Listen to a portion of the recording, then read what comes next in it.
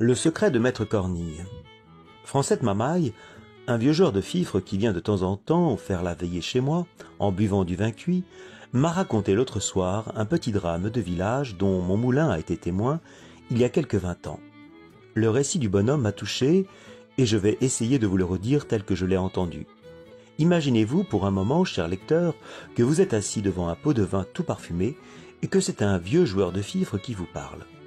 Notre pays, mon bon monsieur, n'a pas toujours été un endroit mort et sans refrain comme il est aujourd'hui.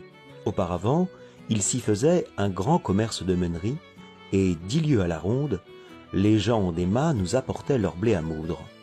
Tout autour du village, les collines étaient couvertes de moulins à vent.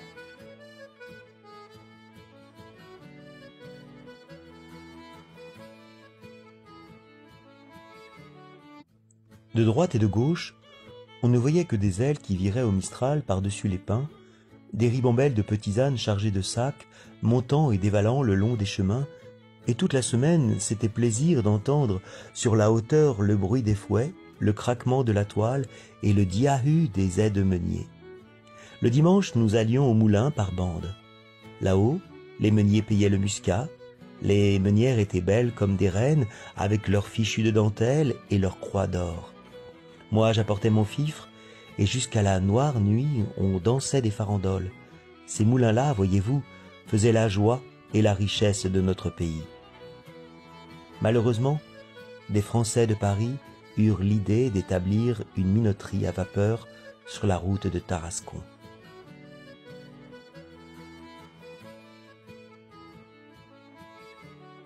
Tout beau, tout nouveau, les gens prirent l'habitude d'envoyer leur blé aux minotiers, et les pauvres moulins à vent restèrent sans ouvrage.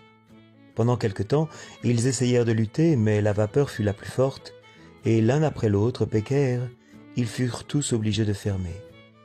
On ne vit plus venir les petits ânes, les belles meunières vendirent leurs croix d'or, plus de muscat, plus de farandole. Le mistral avait beau souffler, les ailes restaient immobiles.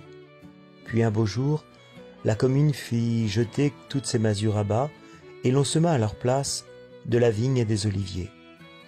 Pourtant, au milieu de la débâcle, un moulin avait tenu bon et continuait de virer courageusement sur sa butte, à la barbe des minotiers.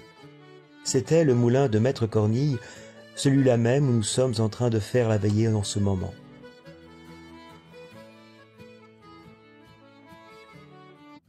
Maître Cornille était un vieux meunier, vivant depuis 60 ans dans la farine et enragé pour son état.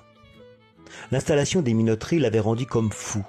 Pendant 8 jours, on le vit courir par le village, ameutant tout le monde autour de lui et criant de toutes ses forces qu'on voulait empoisonner la Provence avec la farine des minotiers. « N'allez pas là-bas, disait-il. Ces brigands-là, pour faire le pain, se servent de la vapeur qui est une invention du diable, tandis que moi, je travaille avec le Mistral et la Tramontane, qui sont la respiration du bon Dieu. » Et il trouvait comme cela une foule de belles paroles à la louange des moulins à vent, mais personne ne les écoutait. Alors, de male rage, le vieux s'enferma dans son moulin et vécut tout seul, comme une bête farouche.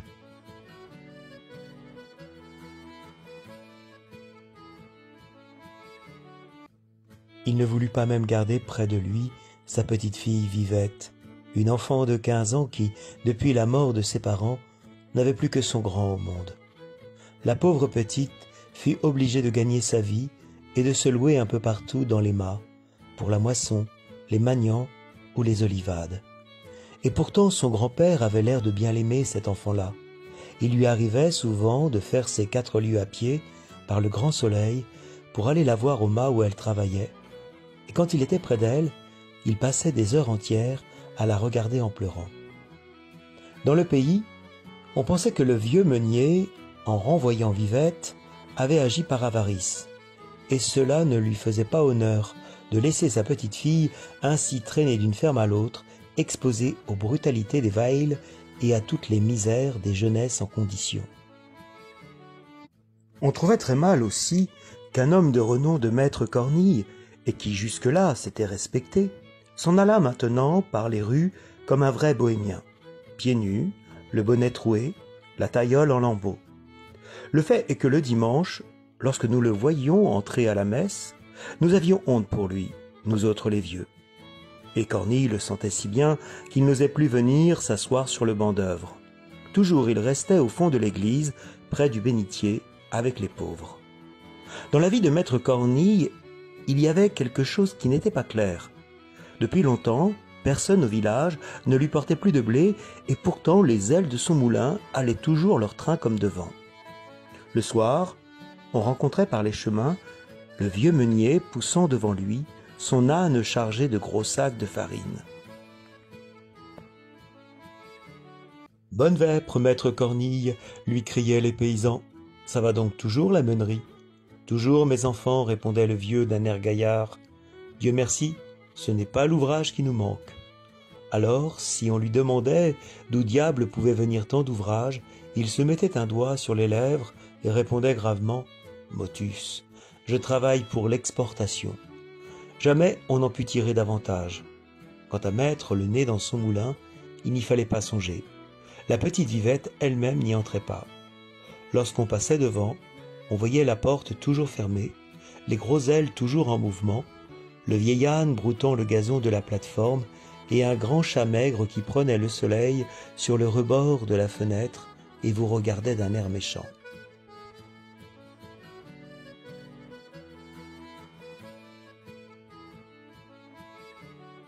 Tout cela sentait le mystère et faisait beaucoup jaser le monde. Chacun expliquait à sa façon le secret de maître Cornille, mais le bruit général était qu'il y avait dans ce moulin-là encore plus de sacs d'écus que de sacs de farine.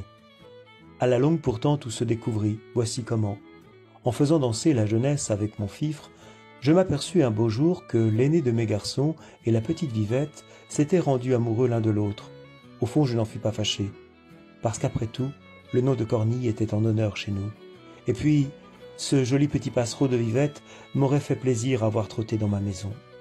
Seulement, comme nos amoureux avaient souvent occasion d'être ensemble, je voulus, de peur d'accident, régler l'affaire tout de suite, et je montai jusqu'au moulin pour en toucher 2 mots au grand-père.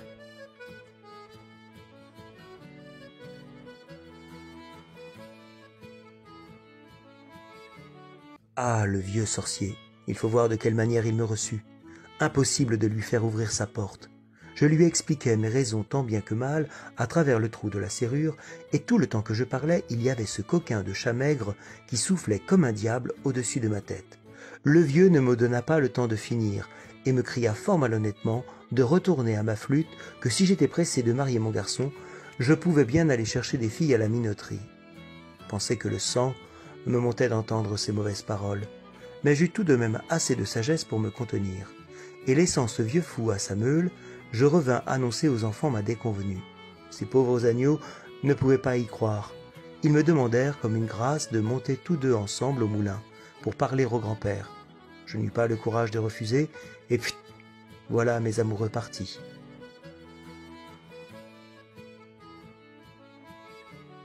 Tout juste comme ils arrivaient là-haut, maître Cornille venait de sortir.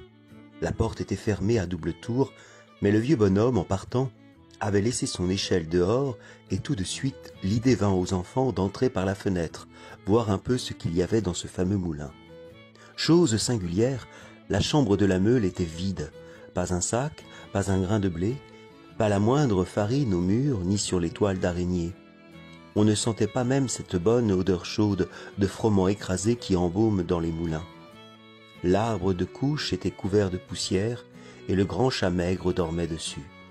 La pièce du bas avait le même air de misère et d'abandon, un mauvais lit, quelques guenilles, un morceau de pain sur une marche d'escalier, et puis dans un coin 3 ou 4 sacs crevés, d'où coulaient des gravats et de la terre blanche. C'était là le secret de maître Cornille, c'était ce plâtras qu'il promenait le soir par les routes, pour sauver l'honneur du moulin et faire croire qu'on y faisait de la farine. Pauvre moulin, pauvre Cornille, depuis longtemps les minotiers leur avaient enlevé leur dernière pratique. Les ailes viraient toujours, mais la meule tournait à vide. Les enfants revinrent, tout en larmes, me conter ce qu'ils avaient vu. J'eus le cœur crevé de les entendre. Sans perdre une minute, je courus chez les voisins. Je leur dis la chose en 2 mots, et nous convînmes qu'il fallait sur l'heure porter au moulin de Cornille tout ce qu'il y avait de froment dans les maisons. Sitôt dit, sitôt fait. Tout le village se met en route et nous arrivons là-haut avec une procession d'ânes chargés de blé, du vrai blé celui-là. Le moulin était grand ouvert.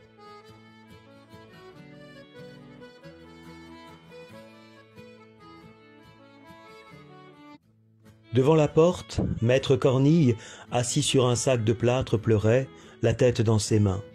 Il venait de s'apercevoir en rentrant que pendant son absence, on avait pénétré chez lui et surpris son triste secret. « Pauvre de moi, disait-il, maintenant je n'ai plus qu'à mourir, le moulin est déshonoré. » Et il sanglotait à fendre l'âme, appelant son moulin par toutes sortes de noms, lui parlant comme à une personne véritable. À ce moment, les ânes arrivent sur la plateforme et nous nous mettons tous à crier bien fort, comme au beau temps des meuniers. « Ohé du moulin! Ohé, maître Cornille !» Et voilà les sacs qui s'entassent devant la porte et le beau grain roux qui se répand par terre de tous côtés.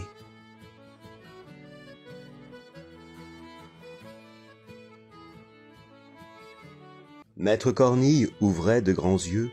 Il avait pris du blé dans le creux de sa vieille main et il disait, riant et pleurant à la fois, « C'est du blé, Seigneur Dieu, du bon blé, laissez-moi que je le regarde. » Puis se tournant vers nous, « Ah, je savais bien que vous me reviendriez. Tous ces minotiers sont des voleurs. Nous voulions l'emporter en triomphe au village. Non, non, mes enfants, il faut avant tout que j'aille donner à manger à mon moulin.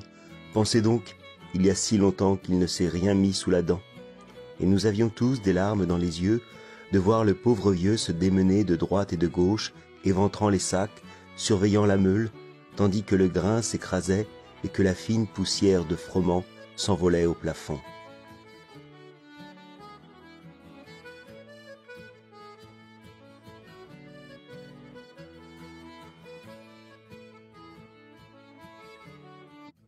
C'est une justice à nous rendre. À partir de ce jour-là, jamais nous ne laissâmes le vieux meunier manquer d'ouvrage. Puis un matin, maître Cornille mourut, et les ailes de notre dernier moulin cessèrent de virer, pour toujours cette fois. Cornille mort, personne ne prit sa suite. Que voulez-vous, monsieur? Tout a une fin en ce monde. Et il faut croire que le temps des moulins avant était passé comme celui des coches sur le Rhône, des parlements et des jaquettes à grandes fleurs.